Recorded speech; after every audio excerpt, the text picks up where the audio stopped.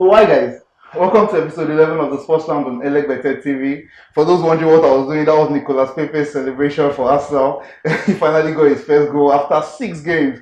So that one was for Arsenal fans. There was a lot of things that went over the footballing world and also in the world of Formula One and basketball this past week. And I have here in the crew with me Precious almost a way to digest these topics. Precious, how are you doing today? I'm doing quite well, thank you. It's great to have you back. We missed you last week. Yeah. Just for that, just give me a statistic about 11, about the number. Okay, 11. so I'm going to take a cue from what you just said about Nicolas Pepe scoring his first goal from the spot. Yeah. All right, so Alan Shearer has missed the most number of penalty kicks in the English top flight, 11. Wow. Well, credit to him, he scored 56 as well. Wow, thank you very much, Precious. Also, we have the Formula One experts and Francis Munzene. Welcome back. It's nice to have you back. It's really nice to have you back. So, without further much ado, let's get into it, Precious. The dynamics in the Premier League over the past years has been a top 4. That's what we know it has, but it has digressed to its top 6. But now this season we see the 4 of those top 6 really struggling this season. And let's go start out at Arsenal. First of all, there was a lot of cry out for Emery to be sacked before the game, just by saying the lineups for the Arsenal fans. Yeah. Did Emery is he getting something wrong? Because he keeps picking the same players that don't give him the right result. Is there something wrong with Emery currently? I think we're running out of excuses for Unai Emery. Last season, the excuse was that, oh, he's still bedding in, he needs time and all the rest of them. But come on, you keep doing the same thing over and over again and expecting different kind of results. So I think it's only possibly just a matter of time. Aubameyang saved him in that game with a beautiful free kick towards the ending. But we're talking about Nicolas Pepe. He's had a very slow start, where he finally gets his goal. Do you think this goal would push him on to better things? Well, I want to, for the sake of Arsenal fans who thought that Nicolas Pepe was the next Thierry Henry, I hope he kicks on from this goal and starts to do great things. Otherwise, maybe just another Yaya Sanogo in the making. Do you think Emery would last a long time at Arsenal? For want of options, yeah, I think he will. Okay, we'll quickly move on to Manchester United. We deliberated on Manchester United last week. We've already said they can't go far with Martial and Rashford. Yeah. They can't go far, and Rashford leading the line. He saw that 60 minutes played, no shot on target. I'm not going to deliberate so much on their problems. We already know their problems. Yes. What I'm going to ask you, they lost 2-0 to West Ham. Yes. Is there any short-term solution for them right now, or is just doom and gloom? No, there's really no light at the end of the tunnel for United. You know, I heard this saying that someone said it's wrong to say there's light at the end of every tunnel. Some tunnels are just traps. You walk and you find now the only light you will see is to retrace your step. United have to retrace their steps. Where did they get it wrong in the first place? And it has to be a holistic overhaul at the club, not just the manager. The manager is a consequence of something wrong at the back end. So United have to retrace their steps. What's going on at the back end of the club? If that is fixed, somebody decided to sell Lukaku for God's sake. Yeah.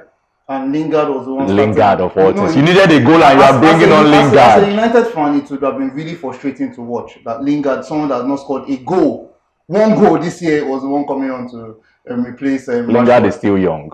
He's still young. We'll quickly move on. Like I said, we won't deliberate on United too much. But one team I want us to deliberate on is Tottenham Hotspur. Yeah. Tottenham seems to go under the radar. They've had a very poor start to the season by their own standards, because Pochettino has built a team over the past 4-5 years, and he has brought out world-class players in Eriksen, Harry Kane. But what seems to be going wrong with them this time around? Harry Kane scored a very freaky goal from the ground. Yeah. But what's going on with Tottenham, with Pochettino? I think they've gotten to that. When you are building a golden generation of players, normally you are supposed to at least achieve something with them. Maybe worse still, win a plate with them. Okay, so Spurs have gotten to that level where they should have, to crown up the efforts of this golden generation, won something, a silverware at least with them. But he has failed to do that, and that's spiraling backwards down. I also think that Pochettino is not the kind of coach who will drag his team all the way to a title. We saw that with Jose Mourinho at Chelsea at some time. From January, after the 5-0 win against Swansea City, Jose Mourinho practically dragged his Chelsea team to the title. Pochettino is not that kind of guy who's going to do that. because of this, with the likes of Harry Kane, Eriksen start wanting to leave? Yeah, You the think so? uncertainty with that. Ericsson is not a big player. He wants titles. Pochettino is not going to give you that. So he will ultimately, most likely, leave at the end of the season.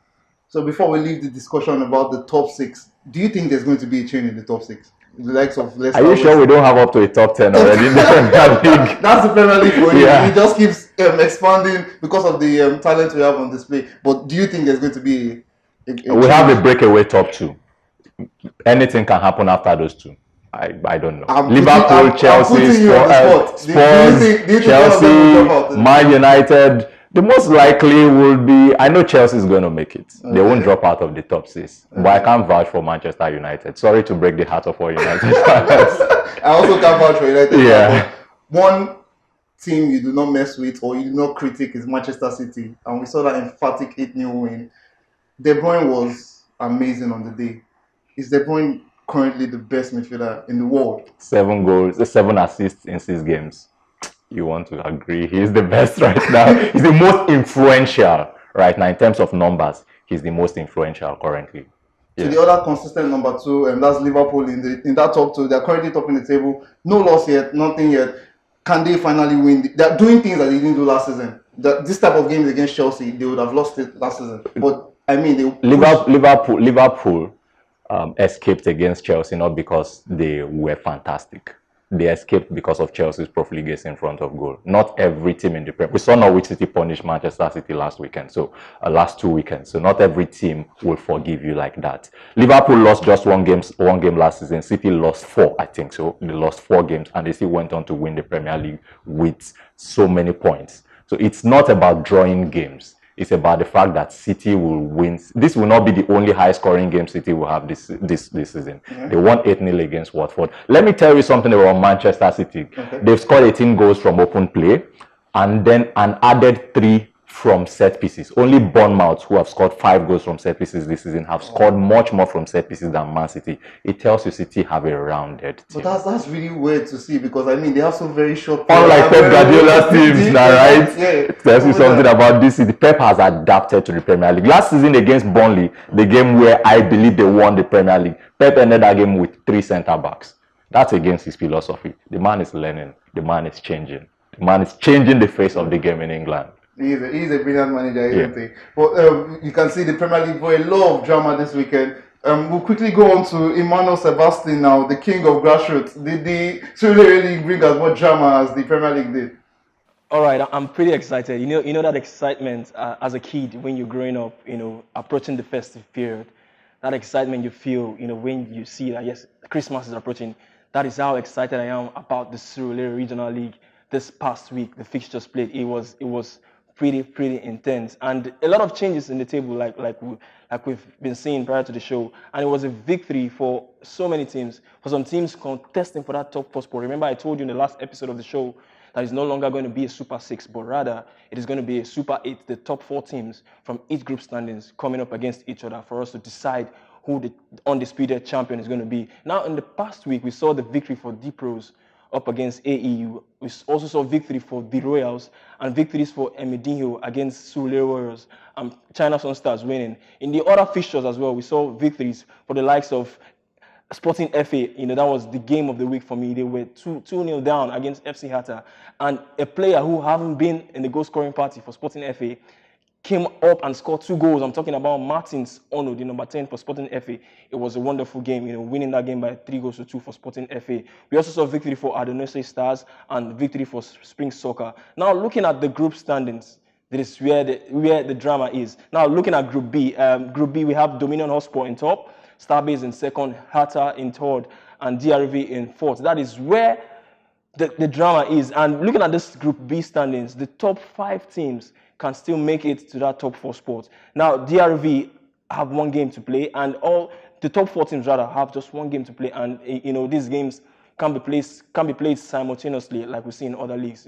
All games have to be played in different times for us not to see maybe a match fixing or the other. But we wait to see how that goes. But talking about the Group B standings, that is where the battle is. That is where the interest is, because teams from the top 5 still have that chance of making it all the way to the Super 4. And looking at the other group standings, it is pretty much settled. In my opinion, Bethel FC in top, Goshen in second, box to box in third, Adonese FC in fourth. Looking at the table, with teams still having one game to play, when you look at the table, you can see, yes, the top 4 spots is already settled.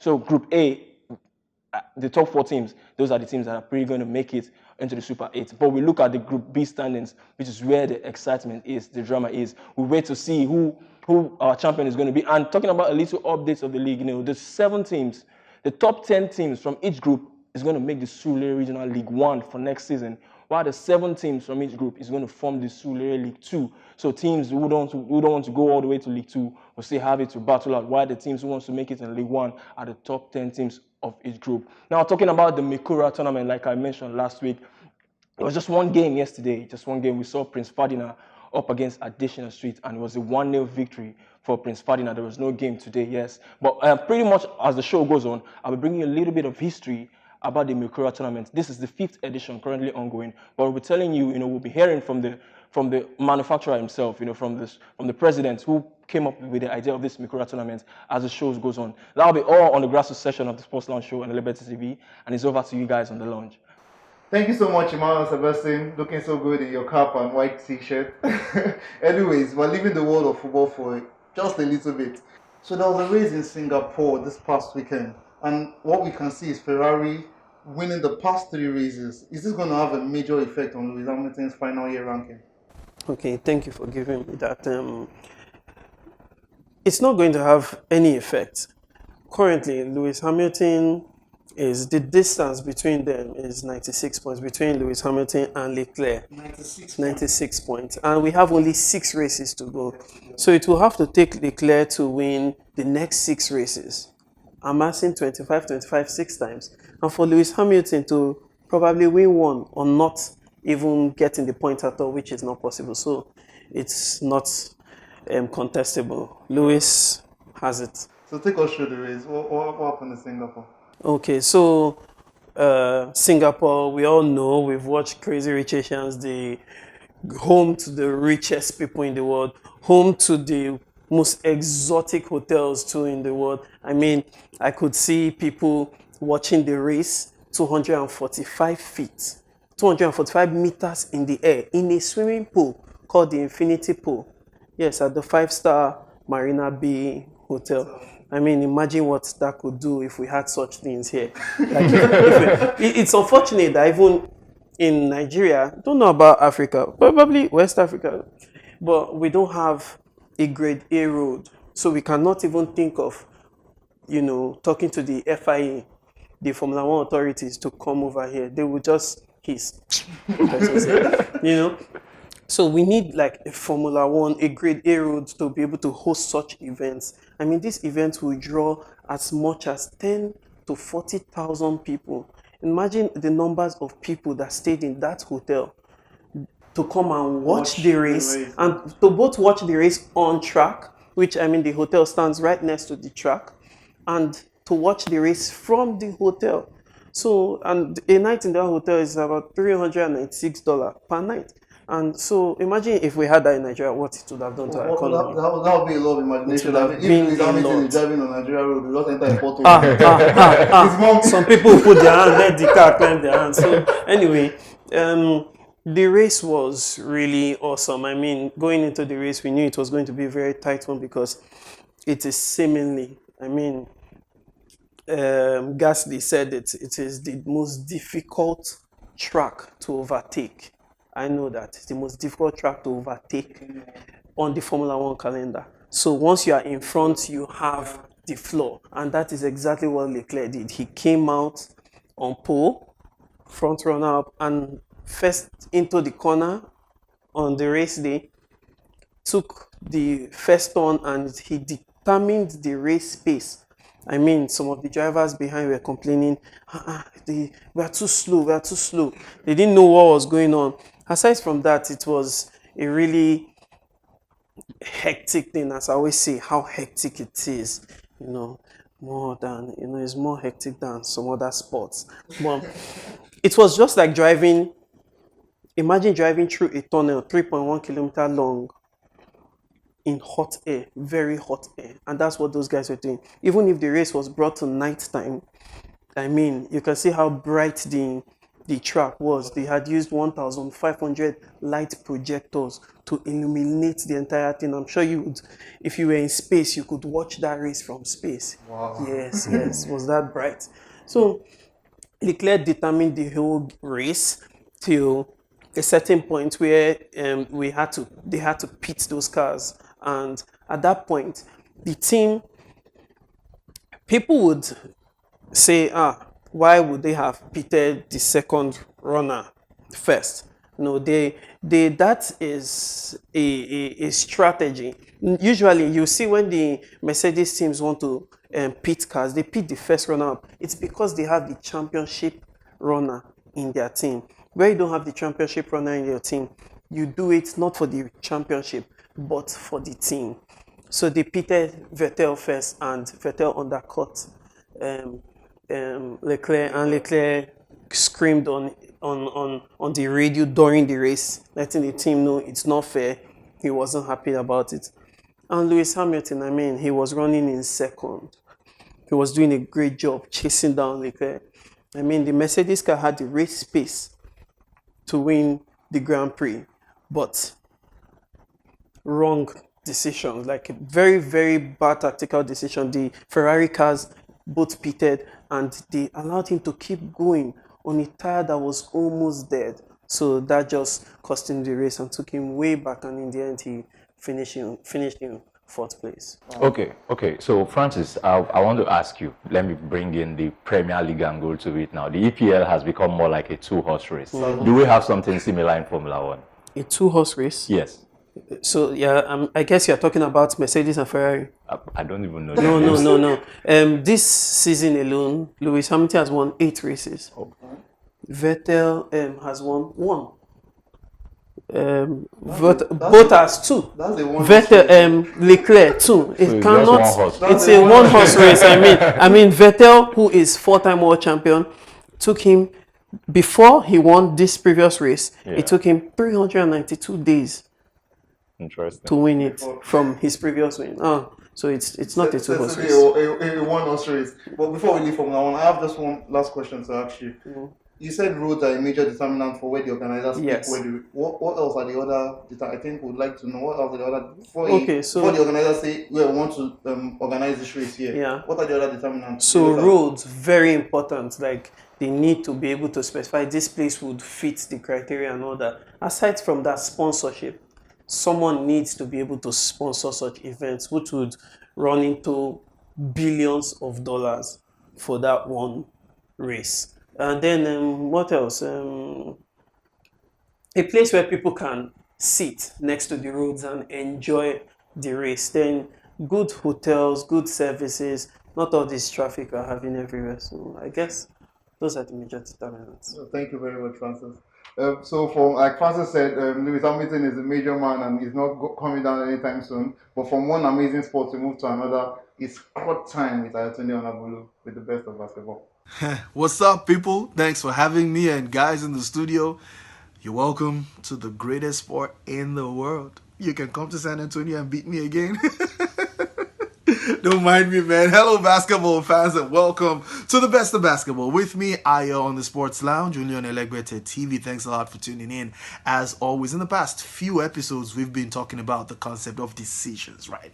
Good decisions, bad decisions, all decided in hindsight. We've looked at players who made horrible decisions that ended up affecting their careers. We've looked at players who made great decisions for their careers. We've looked at teams that made bad decisions. That was last episode, and today I'll be serving you the last installment on the world of decisions. Yeah, all right, let's get into it. Number 1 has to be the Golden State Warriors. Come on, man, the most successful team in the league in the last 5 years. The question is, how exactly did they get to that level where they played the last 5 NBA finals? They won 3 of the 5 titles on display, made life difficult for LeBron James in his quest to be the greatest player of all time.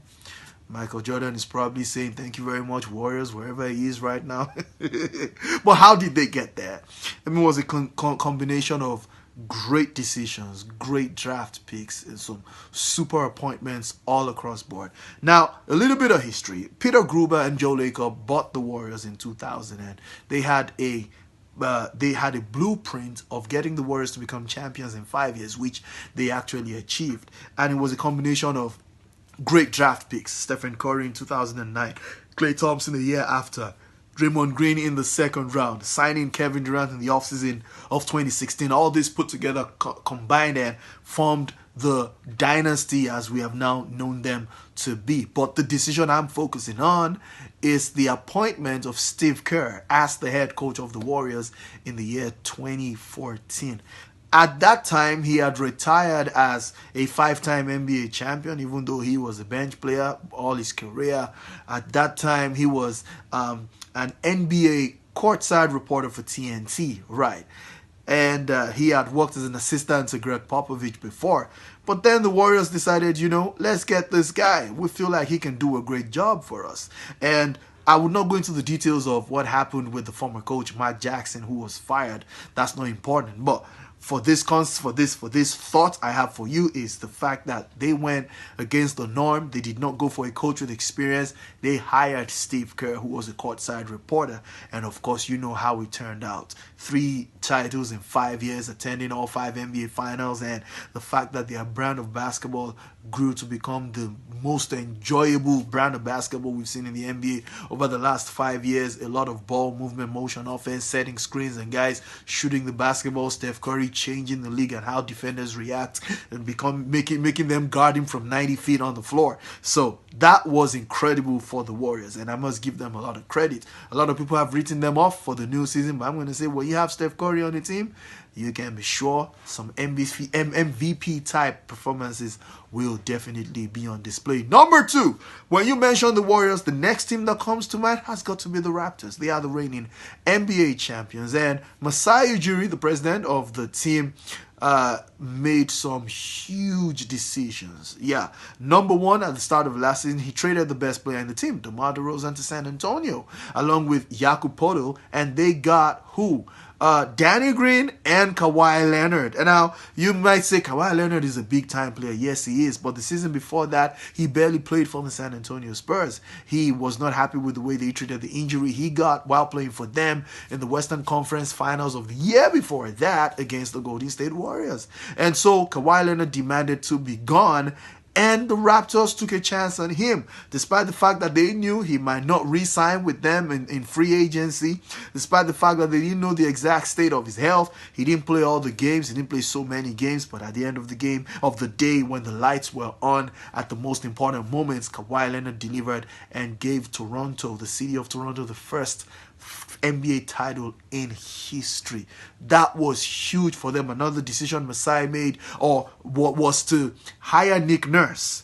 Nick Nurse had his first stint as a head coach in the NBA. That was massive. Following the steps of the Warriors, who had hired Steve Kerr, which I talked about in the very first point. So that was great. And in turn, Nick Nurse made a huge decision promoting Pascal Siakam, who without question is now going to be the one around whom the team will be built in the absence of Kawhi Leonard, starting from the new season, which will be tipping off on October the 22nd.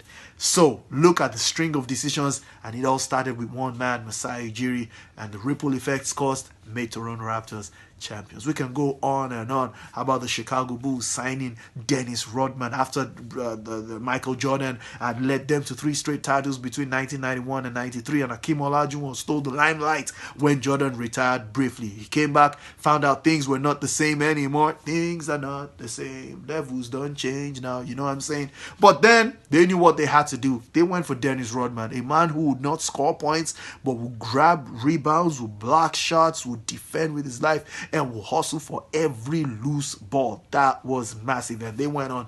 They won 3 NBA champions. We can go on and on and on, but hey, I gotta chill right now because the legends in the studio, I feel like they're about to do some evil to me right now because of the way I keep talking about basketball.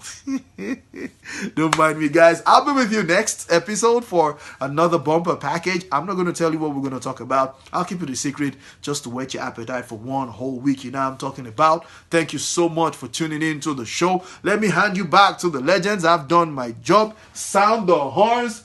Pa, pa, pa, pa, pa, pa, pa, pa. Yeah, clown. Yeah, I know I'm a clown. All right, till next time when I come your way, it's cool. Thank you very much, Ayatunde. Very soon I'll take you up on your offer in coming over there to have a discussion with you on the football basketball fight.